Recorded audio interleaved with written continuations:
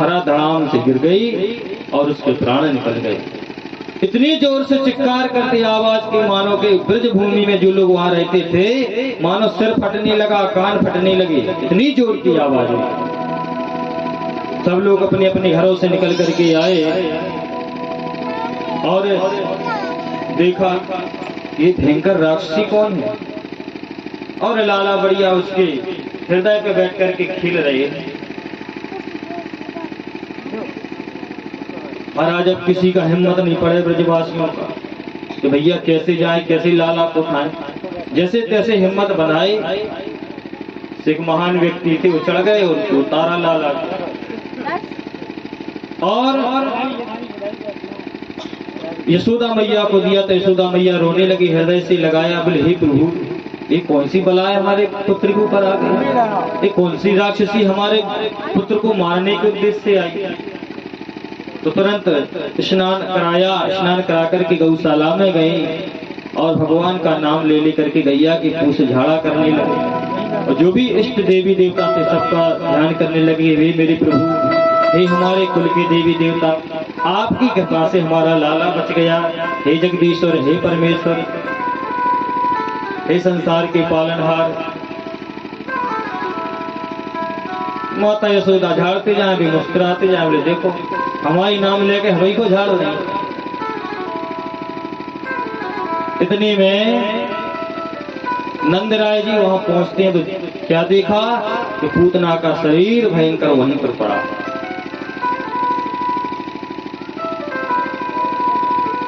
और जो नंद बाबा के मन में आशंका उत्पन्न हो रही थी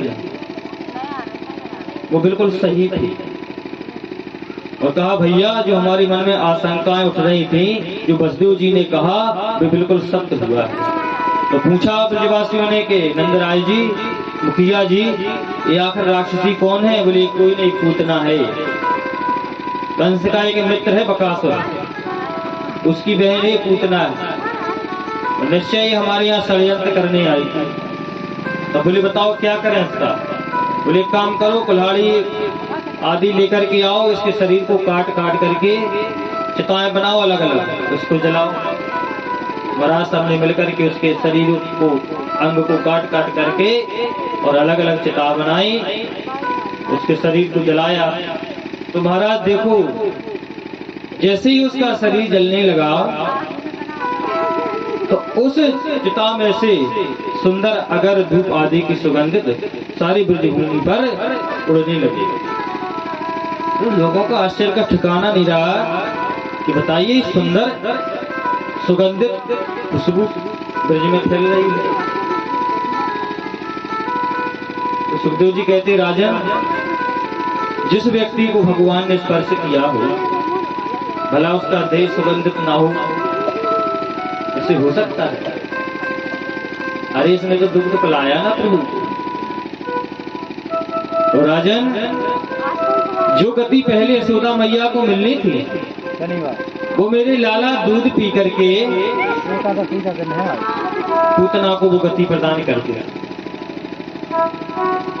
सुखदेव जी से राजा परीक्षित जी ने पूछा भगवान आखिर निश्चय ही कोई पुराना संयोग होगा। बोले हाँ राजन, एक पूर्व जन्म में राजा बलि की सुपुत्री थी, इसका नाम था रत्नमाला। जब बामन भगवान राजा बलि की परीक्षा के लिए गए थे ना, तो ये वहीं पर खड़ी हुई थी और बामन भगवान को देख करके इसके हृदय में पुत्र भाव बढ़ा और ये मन में सोचने लगी हे भगवान, यदि ऐसा सुंदर सुशील पुत्र मेरा होता तो मैं जी भर के दूध पिलाती। तो भगवान उसकी मनोभावना समझ गए, सो कह दिया तथास्तु। और जैसे ही प्रभु ने दो पग से सारी त्रिलोकी नाप ली, तीसरा पग उसके पिता बलि पर रखा, सब कुछ नाप लिया। तो महाराज इसको क्रोध आया रत्नमाला को कि बताइए कैसा है, यदि मेरा पुत्र होता ऐसा छली तो मैं जहर दे के मार देती। तो भगवान ने कह दिया तथास्तु। दोनों बातें स्वीकार कर ली, वरदान दे दिया। तब महाराज जी जाकर के अगले जन्म में पूतना बना। पहला भाव था कि मेरा पुत्र होता तो मैं जी भर के दूध पिलाता, और ऐसा छलने वाला मेरा पुत्र होता तो मैं मार देती। दूध भी पिला दिया और जहर भी पिला दिया, दोनों भी काम हो गए। अब बोलो भक्त वत्सल भगवान की। कछु जने सोच रहे होंगे कि जाना महाराज का सुना रहे, कछु और सुनाओ।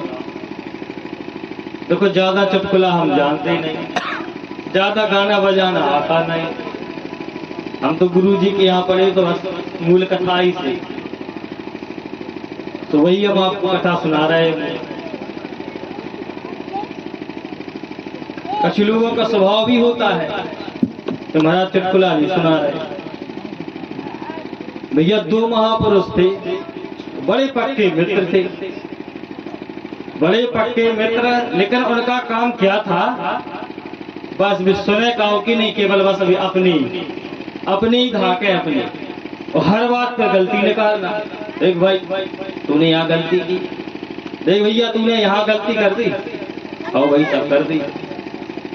कोई भी चर्चा करे, कोई भी बात करे, वो गलती जरूर निकाले। बिल्कुल परम मित्र। अब एक दिन दोनों मित्रों ने विचार बनाया, बोले एक काम करो, बोले हाँ, बोले इन मनुष्यों की गलती निकालते निकालते अपन थक गए। बोले हाँ, बोले थक तो गए। बोले कछु भगवान की भी गलती निकालो, भगवान की भी गलती निकालो कि कहीं भगवान ने गलती करी कि नहीं। बोले भगवान की गलती का निकाले। बोले चलो घूमे, कहीं ना कहीं गलती तो मिले। तो महाराज चलते चलते एक जगह पहुंचे, आम के बगीचे पे, बढ़िया आराम किया, और आराम करके फिर चले आगे। तो एक नदी के किनारे पहुंचे, तो वहां बहुत सारे तरबूज लगे थे, तो वहां भी देखा चारों तरफ। बोले भैया गर्मी बहुत पड़ रही, चलो स्नान कर लें। बोले हाँ। बोले तुम जी बताओ, तुमने भगवान की गलती निकाली कछु के नहीं? अरे बोले बहुत बड़ी गलती की भगवान ने। बोले कौन सी? बोले जानते हो? बोले क्या? बोले जब हम आए थे तो बगीचा में रुके थे अपन आम की। बोले हाँ। बोले देखो भगवान ने पेड़ कितना बड़ा बना दिया, छोटी छोटी सी अमियां बना दी। बोले देखो जी पेड़ी, देखो नदी में कितने छोटे छोटे फल जो बड़ा बना दो, कह जो इतना बड़ा फल वो आम में लगा देते, वे आम की अमियां होते हाँ लगा देते। आए बोले भगवान भी ऐसे ही है। बोले हम लोगों को बुलाते तो हम थोड़ी सलाह देती कि कहाँ फल कहाँ फिट करना है। इतने बड़े पेड़ में बोले छोटी छोटी अमियां लगा दे, और नदी किनारे तरबूज देखो तो उनके पेड़े देखो बिल्कुल नेक नेक से बोलो भक्त वत्सल भगवान की। तो श्रीमान जी गलती निकालते निकालते फिर लौटे, तो आम का पेड़ मिला तो थक गए। बोले भैया अब आराम कर लो, थक गए। तो भैया अपने अपने जो भी वस्त्र तौलिया आदि लिए सब बिछा कर बैठ गए। अब महाराज तोता आया तो वही आम के पेड़ पर बैठ गया, आम खाने लगा।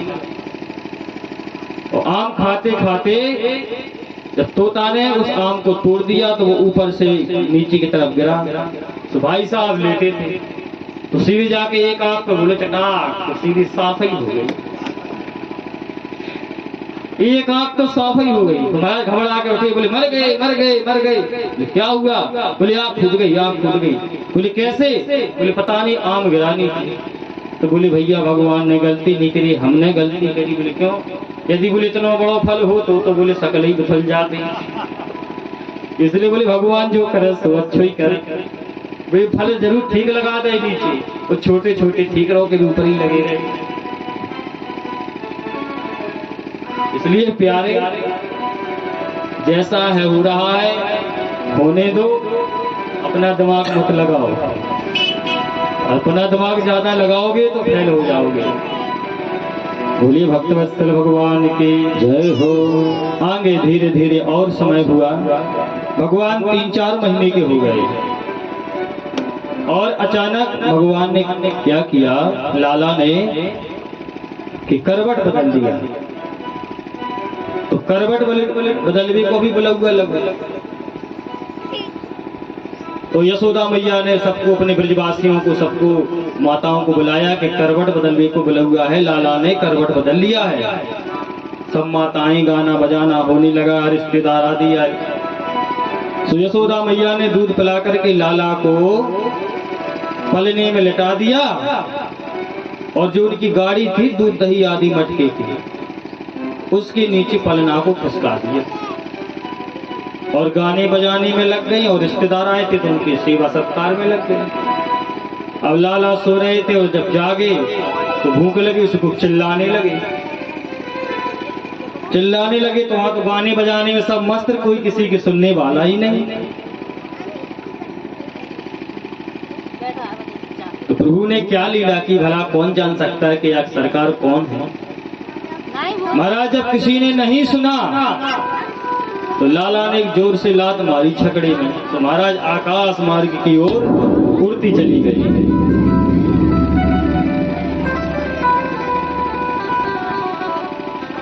और महाराज उड़ करके नीचे आई तो धड़ाम से नीचे गिरी, जो मटका आती थी सब भूल गए। और महाराज धड़ाम की आवाज आई तो गाना बजाना सब भूल गए। देखा यशोदा मैया तो घबरा गई, तुरंत लाला को उठाया कि हे भगवान जी, हमारे साथ क्या हो रहा है। हे जगदीश्वर, हे परमेश्वर, हमारी लाला की रक्षा करिए। तुरंत उठाया, हृदय से लगाया, रोने लगी। और वहां आसपास लोगों से पूछा भी है कि ये बताइए,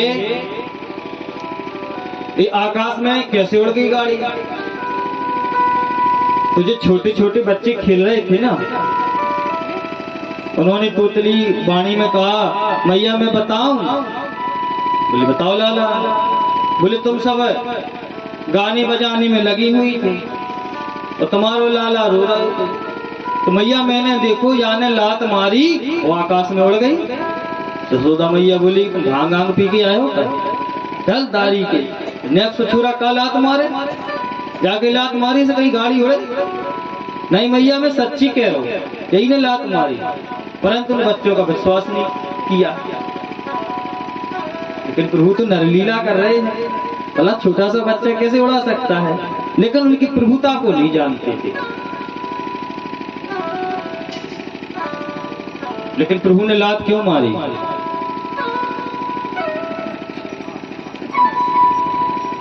एक दैत्य आया था और कंस का भेजा हुआ जो देह से रहित था, जिसका नाम था सक्टासुर। वो कंस का भेजा हुआ आया था, लेकिन उसका देह नहीं था, वो प्रेत रूप में था। और वो गाड़ी से पर बैठ गया और गाड़ी से कुचलना चाहता था कि लाला को आराम से कुचल दूंगा, हमारे महाराज कंस का काम बन जाएगा। लेकिन कंस को इस बात का सिद्ध होने लगा कि जब पूतना मर गई तो जब समाचार सुना कि कैसे मरी, तो जब राजा कंस को पता चला कि जैसे नंद के छोरा ने दुग्ध पी करके ही पूतना को मार डाला, तो इस बात का विश्वास उसे पक्का होने लगा कि निश्चय यही हमारा काल है। तो महाराज एक क्रम से राक्षसों को भेजने लगा। तो सक्टासुर नाम का दैत्य आया, तो प्रभु ने पाद का प्रहार किया और उसका उद्धार कर दिया।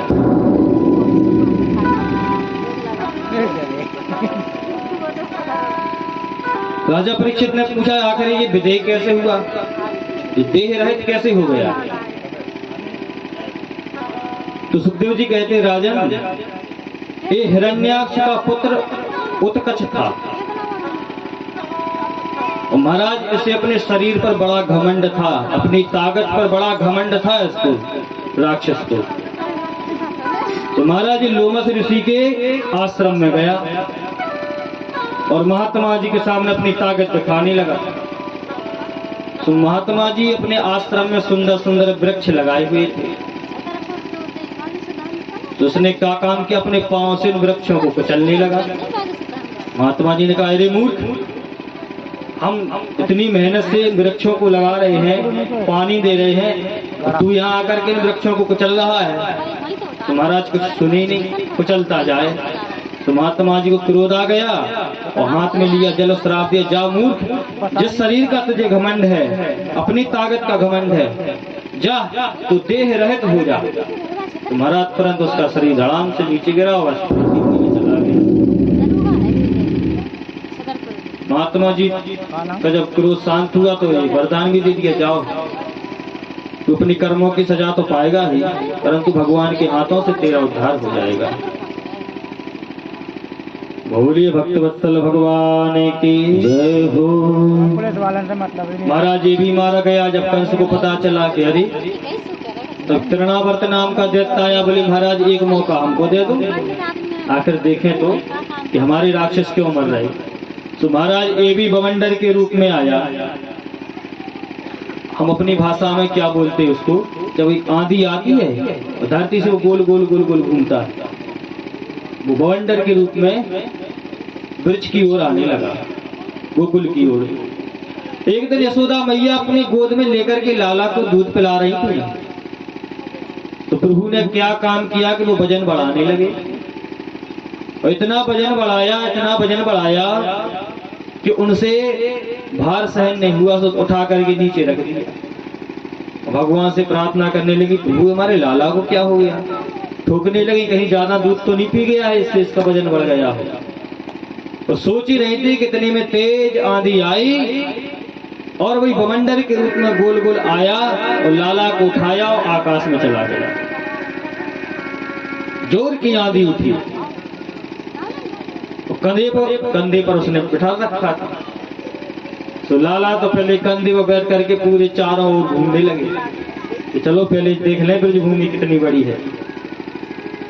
गोकुल में चारों तरफ घूमे और जैसे ही वो उठा करके मथुरा की ओर बढ़ने लगा तो प्रभु ने वजन बढ़ाया, और जब वजन बढ़ाया तो उसे ऐसा लगा कि कहीं नंद की छुरा की जगह कोई पत्थर तो नहीं उठा लाए। तो जैसे ही वो राक्षस उतारना चाहता ही तो था, तो भगवान ने तुरंत गर्दन को दबाया, एक हाथ से दबाया गर्दन और एक मुक्के का किया प्रहार, तो महाराज आराम से नीचे गया उसका। महाराज बवंडर रूपी राक्षस पूर्व जन्म में इस सहस्राक्ष नाम का राजा था, सहस्राक्ष। महाराज इतना मदमस्त हो गया कि दुर्वासा ऋषि को प्रणाम करना भूल गया। महात्मा जी क्रोधित हो गए, बताओ बोले ये राजा होकर के भी संत महापुरुषों का सम्मान करना भूल गया, ये भोग विलास में इतना लिप्त है, राक्षस होने का श्राप दे दिया। आगे चल के धीरे धीरे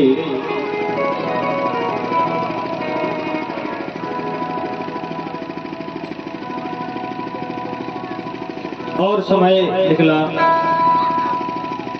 तो मथुरा में वसुदेव जी ने अपने गुरु गर्गाचार्य जी से प्रार्थना की कि हे प्रभु, हे गुरुदेव, आप तो जानते ही हैं, आप त्रिकालदर्शी हैं महाराज, कि हमारा पुत्र कहाँ है। और प्रभु अब धीरे धीरे वो बड़ा भी हो रहा है और हम आपसे यही प्रार्थना करते हैं कि आप उसका नामकरण संस्कार कराएं। सारी स्थिति को आप जानते ही हैं, ऐसी स्थितियां हैं कि आपको स्वयं जाना पड़ेगा। तो महामुनि गर्ग ने यह बात स्वीकार कर ली और गोकुल की ओर गए। अब नंदा राय जी के जो पुरोहित थे वो सांडिल्य मुनि थे। सांडिल्य मुनि के आश्रम में पहुंचे। नंद बाबा को पता चला कि गर्गाचार्य जी महाराज आए हुए हैं। महाराज तुरंत आए, उनके स्वागत के लिए उनके चरणों में प्रणाम किया और गर्गाचार्य जी और उनके कुल पुरोहित सांडिल्य मुनि जी निवेदन किया कि बड़े सौभाग्य की बात है, आप पधारे हैं यदि आप ही के द्वारा हमारे बच्चों का नामकरण हो जाए तो बड़ी कृपा होगी।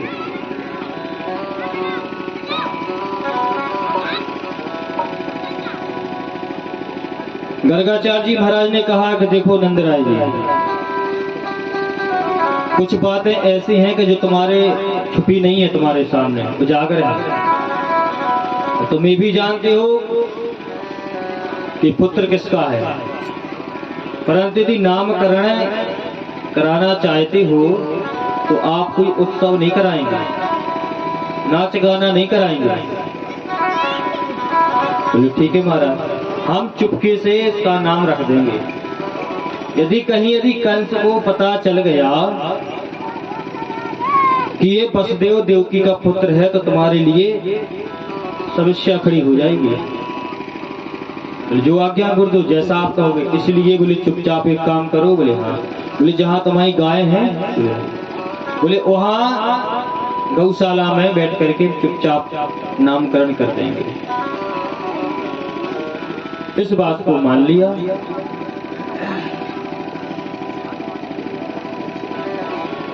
और यशोदा मैया से बताया।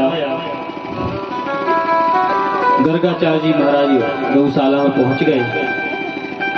इधर यशोदा मैया और रोहिणी मैया ने विचार बनाया कि महाराज जी आए हैं, जरा परीक्षा ली जाए। बोले क्या परीक्षा लो?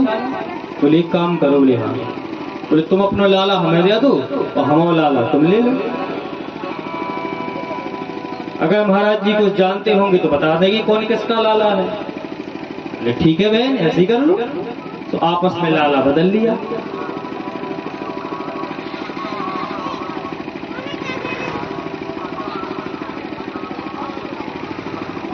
और वहां पर पहुंच गई माताएं। नंदराय जी पहुंच गए।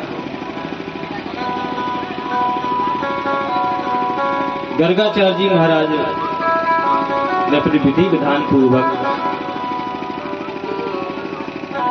जब नामकरण करने लगे तो जो यशोदा मैया के गोद में जो लाला था तो तुरंत कहा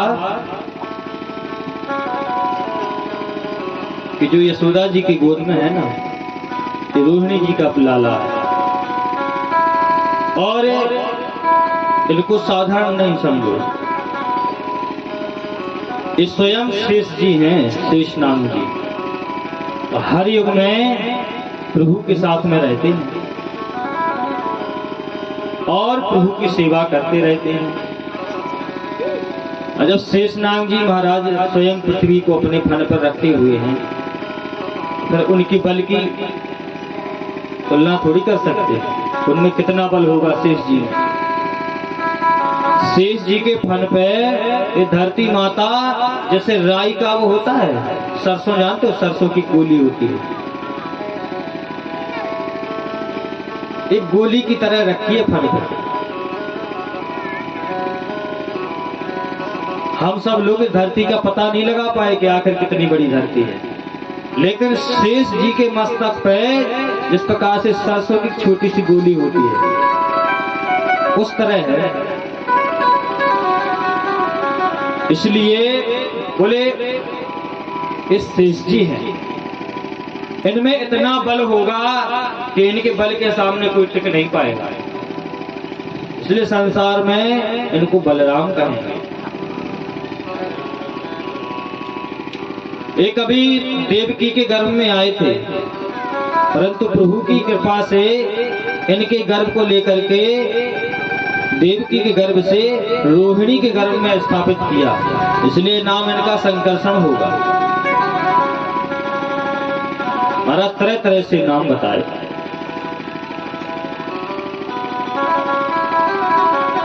और जब यशोदा के लाला का नंबर आया,